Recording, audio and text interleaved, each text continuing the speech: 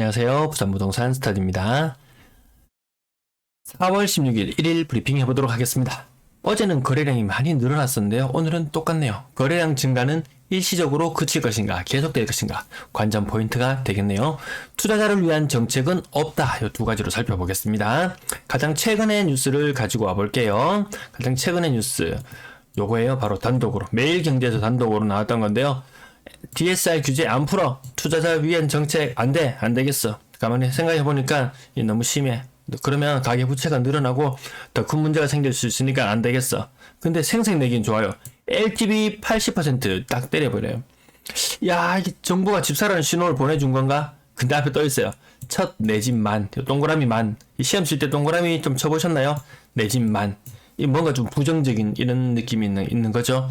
야, 너 집 산 적 있잖아. 나 무주택자인데요. 안 돼. 처음으로 사는 사람만 해줄 거야. 넌 안 되겠어. 이렇게 식으로 제한을 둬버린다는 거죠. 집 팔아라 팔아라. 규제지역 해제해줘. 그럼 다 되잖아. 근데 해주지 않는다는 거죠. 이 어장관리, 이 가다는 잡아놓은 물고기한테 더 이상 뭘 주겠어요. 그런 느낌이고요. 아무튼 신임 한국은행 총재로 지명된 이창용 씨, LTV, DSR 등 대출 규제 이어갈 필요가 있다.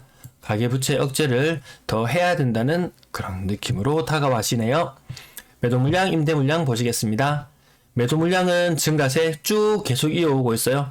대선 이후로도 계속 증가되고 있습니다. 매도 물량 늘어나는 만큼 전세 물량은 그동안 계속 감소 추세. 어제 오늘 좀 제법 늘어나야 되는 날이거든요. 근데도 안 늘어나요. 전세 안 내나요. 왜? 확실하지 않았는데 정부에서 확실한 시그널을 줬어요. 야, 5월 11일부터 내년 23년 5월 10일까지 되겠죠? 요 1년 동안 1년 안에 팔아. 근데 잔금까지 다 쳐서 팔아. 그러면 실질적으로 팔 수 있는 기간은 1년이라고 해서 엄청나게 긴 기간을 주는 것 같지만 계약금, 중도금, 잔금까지 하면은 생각보다 이 1년이라는 시간이 굉장히 짧을 수 있어요. 전세 물량 앞으로 더 줄어들 수도 있다. 근데 어느 정도 시간이 지나고 나면은 야, 이거 매매 안 되겠는데 하면서 다시 튀어오를 수가 있다는 거죠. 이때 되면 임대차 3법 때문에 불안한 것이 아니고 전월세 매물이 부족한 것이 아니고 지금 이 팔라는 이 기조, 이 기조에 동참하는 사람들 때문에 지금 전세 물량이 줄어드는 걸로 보여져요. 아무튼 팔 수 있는 특정 기간이 지났다. 야, 이제 내년 23년 5월 달이 이제 불과 얼마 안 남았다. 그러면 그때 되면 폭발적으로 물량이 또 증가할 수가 있을 것 같아요. 월세 물량도 아주 소폭의 변동만 있었어요. 아주 소폭의 변동, 크게 지금은 대선 이후로 어쨌든 한 10% 가까이 임대 매물이 줄었다. 임대 매물이 10%나 줄었다. 이거 전월세 시장을 위태하게 만드는 것이 언론에서는 임대차 3법 때문이라고 하는데 임대차 3법 이전에 보세요. 임대차 3법 시행되고 나서 전세 매물이 그때 몇 건이었나요? 한 7천 건 수준이었던 것이 지금 2배 수준, 무려 1만 4천 건까지 임대차 3법 덕분에 전세 물량이 2배나 늘어난 거예요. 시장 안정에 기여하겠죠? 근데 대선 이후로 물량이 줄어들고 있어요. 야, 임대차 시장을 흔드는 것은 임대차 3법이 아니고 이 대선이네. 정권 교체가 임대차 시장을 흔들어 놓는 거네. 임대차 3법? 야, 이거 안 되겠어. 너 이거 무효. 법률 바꿔야 되겠어. 뭐 이런 이야기 나오는 거 보면 조금 아이러니합니다. 네, 거래량 거래대금 보시겠습니다.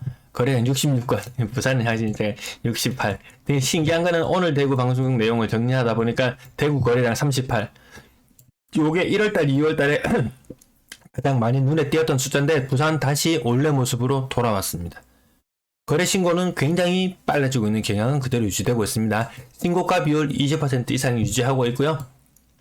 현재 거래량 1736건, 하루에 68건이 거래된다는 말은 하루에 4월의 거래량은 3월의 거래량은 하루에 20건, 이제 거래 날수 남은 일수는 13일, 한 260건 정도 추가되면 제가 봤을 때 맥스 2000, 1900건대 정말이지 신기하게도 전년 동월 3779건, 이거의 2분의 1 수준. 정말 이 갈색선은 이 빨간 선의 중간. 야, 그러면 언제 거래량이 다시 터질 거냐? 야, 나 팔아야 되는데? 하면은 5월달에 거래가 좀 터지네요. 네, 5월에.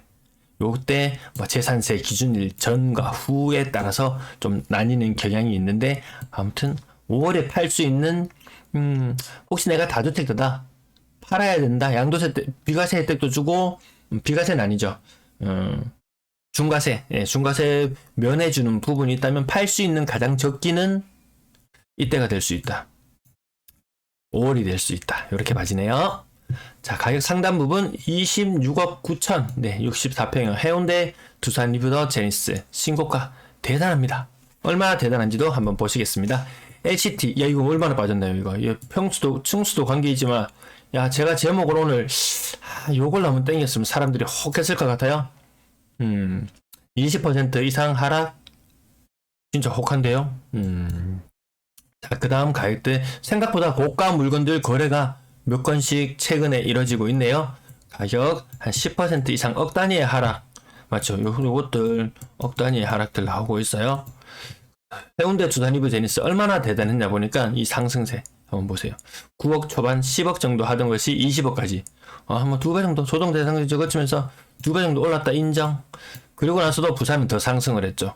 아마 완만한 상승 곡선을 그렸다면 요러한 상승 곡선이 그려졌을 거예요. 따지고 보면 제가 요렇게 위에 요렇게 뚜껑 대머리 아저씨 이렇게 만들어주고 있는데, 어쨌든 지금 이게 신고가는 나타났지만, 야, 신고가 대박 신고가가 출현했네 라고 말씀드리려고 하면은, 제가 여기 지금 빨간 점을 지금 진하게 제법 크게 그리고 있는데요. 정말 한 30몇 억쯤 거래가 됐다. 야, 그러면 야, 서울 지역에 뭐 대단한 신고가 난 언론에 나오는 뉴스처럼 정말 대단한 신고가라고 할 텐데, 이 거래되는 가격 자체도 이 매물대의 가장 하단 부분보다 조금 더 낮게 거래되었는가? 과연 이걸, 야, 그럼, 야, 니는 왜 싼 거 거래되는 것만 보여주냐라고 어제 하면서, 왜 부산 지역을 폄훼하냐고 말씀을 하시는데, 그러면 이 현상을 어떻게 봐야 되나요? 야, 이거 정말 대단한 신고가가 출현했습니다 라고 이렇게 말씀드리는 게 옳을까요? 제 나름대로 고민도 하고 있습니다. 제가 뭐 특정 지역, 제가 폄하한다고 저한테 이득이 있나요? 아니면 특정 지역, 이런 지역, 야, 대단한 신고가다, 앞으로 신고가가 계속 나올 거야 라고 말한다고 저한테 이득이 있나요? 저는 그냥 있는 그대로만 가급적이면 객관적인 눈으로 설명을 해드리려고 노력합니다. 그러고도 앞으로도 그럴 예정이고요. 건당 거래대금 여기 30억대 아파트 몇 건 거래되면서, 몇 건인가요? 지금 어제도 2건 받고 오늘도 한 거의 2건 가까이를 받기 때문에 이 건당 거래대금은 올라갔다. 3억 정도 수준까지 올라왔고요. 4월에 그래 비싼 아파트가 많이 아직 거래되지 않았기 때문에 2억 7천만 원. 야, 그럼 30억짜리 아파트, 야, 이거 잘만 가지고 이거 몇 달 차이로 하면 10% 올라도 이거 3억입니다. 이거 팔려고 하는 사람은 왜 팔려고 할까? 사려고 하는 사람은 왜 사려고 할까? 이런 부분에 대해서도 생각해 봐야 되겠죠. 가격대별 거래량, 여러분들은 여기서 제가 보통 여기 흐름만 주로 이렇게 쭉 말씀드리잖아요. 거래량에 대해서. 여러분들 어떤 색깔이 가장 눈에 많이 띄시나요? 저는 요 색깔, 요 하늘색, 요게 제 가장 눈에 많이 띄어요. 요게 가격대가 얼마냐면 1억에서 2억이에요. 그 다음 눈에 많이 띄는 게 어떤 색깔인가요? 노란색 많이 띄시죠? 요거 2억에서 3억이에요. 생각보다 부산 아파트는 3억 이하의 거래 거의 70%가 넘어가죠. 얘가 상당한 비중을 차지하고 있습니다. 제가 회책 부분 3억에서 6억이라고 범위를 조금 넓게 잡았는데, 이게 보통 한 중산층이 살 수 있는, 중산층의 수익으로 살 수 있는 아파트라고 해서 했는데, 좀 더 세분화할 필요는 있을 것 같아 보이네요. 3억 미만 거래 비중이 거의 70% 수준까지 올라올 정도로 싼 것은 많이 거래되고 있다. 이 작년 중반까지 공시지가 1억이 아파트 사라고 난리였잖아요. 이 취득세는 이득이 있어요. 근데 양도를 하려고 그러면 좀 머리가 아파져요. 다주택자가 되면서. 그리고 내 비싼 집에 하나 살고 있고 싼 거 몇 개 투자를 해놨다. 괜히 엄한 종부세를 내가 왜 맞아? 이런 느낌을 가지시는 분도 있을 거예요. 생각보다 그런 분들도 주변에 계시더라고요. 자, 거래량 늘어나고 있어요. 조금 더 늘어나야 됩니다. 한 250건 정도 수준까지 늘어나는 모습 더 지켜볼 필요가 있는데, 이게 3월에 반짝 효과일지 4월 달에도 정말 이것처럼 해서 한 200건 나와주고 5월달에 한 250건 나와주고, 야 그러면 이거 분위기 좀 바뀌는데 이렇게 보여질 것 같아요. 근데 아직까지는 그렇게 시장의 분위기가 바뀔 만큼 거래량이 늘어나지는 않네요. 6억 이상 거래 비중 3월달 좀 올라갔어요. 한 10% 수준까지 높게 보통 한 8%라고 제가 계속 말씀을 드리는데 지금 한 10% 수준까지도 가까이 올라와 있네요. 분양권 6건, 신고가 0건, 분양권 가격도 1.9억 하락, 1.3억 하락. 이 분양권 하락은 주변 아파트 가격에도 영향을 미치고, 주변 경쟁률에도 영향을 미치고, 전세 가격에도 영향을 미치고, 모든 것에 영향을 미칠 수 있는 이 분양권 가격이 힘을 못 쓴다. 못 쓴 지 오래됐다. 전세 거래량 129건 중에서 신고가 18건. 이거 전세 거래 많이 된 거예요? 네. 어떤 날은 매매 거래량이 전세보다 더 많이 된 날도 있었는데 129건 많이 된 거예요. 근데 이게 부산의 1월달, 2월달의 전형적인 거래량의 모습이었습니다. 하지만 거래량 전년 동월까지 가기에는 턱없이 부족해 보인다. 초록색 예년 평균을 살짝 상회하는 정도, 그런 정도로 보입니다. 자, 가격 부분 보시면 요거 한 1,000만 원 올랐어요. 0.1억, 0.5억, 0.2억, 0.3억, 0.1억. 이 정도면은 주변 옆에 아파트 이 정도 가격 상승이면은 이사 비용 이런저런 부대 비용을 다 제하고 나면은 주변에 5천만 원 싼 전세 가는 것보다 그냥 갱신하는 게 더 이득이에요. 따지고 제가 어제 계산 다 해봤거든요. 야 5천만 원 싼 전세 갈래? 그럼 돈 1,000만 원 더 주고 그냥 있을래? 저 같으면 1,000만 원 더 주고 있는 게 더 싸다는 판단이 들더라고요. 아무튼 1억 이상 전세 가격이 주변에 차이가 난다. 그러면 내가 한 4년 정도 살 거라면 옮기는 게 현명한 판단이에요. 그래서 오늘 상단 부분 꽤 나왔어요. 상승. 상단 부분 여기에 머물러 있고 신고가 비율 20%, 15%? 네, 15% 정도 신고가 비율 조금 더 높게 나왔는데 높은 가격대에서 신고가가 많이 나왔네요. 그 밑으로 6억짜리가 4억, 눈에 띈 6억짜리가 4억, 이런 현상들 제법 있습니다. 부산 오늘 거래된 신고된 것은 금리 어제 오른다고 금리 그저께 발표했나요? 네, 금리 오른다고 발표했음에도 불구하고 상당히 선방했는 거래들. 근데 금리 오르기 전에 거래도 있고, 다시 노란색 한번 볼까요?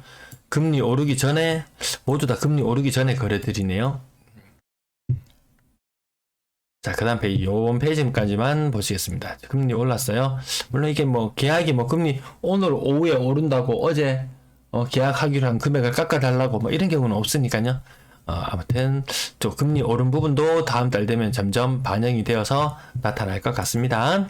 평균 전세 가격은 떨어지고 있다가 지금 균형점 어느 정도 2억 4천만 원 정도, 평균 2억 4천만 원 정도에 머무르고 있다. 월세 거래량 82건. 근데 제가 숫자를 세어보니까 기간 외의 거래가 19건, 따지고 한 60건대 정도가 3월, 4월 거래량으로 신고되었는데요. 아까 매매 거래 68건 요 정도 나왔었죠. 전세 거래 128건, 1대 2대 1.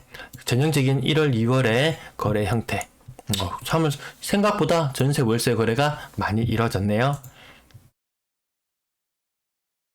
아이고, 오늘 방송 여기까지 마칠게요. 시청해주셔서 감사합니다. 주말 잘 보내세요.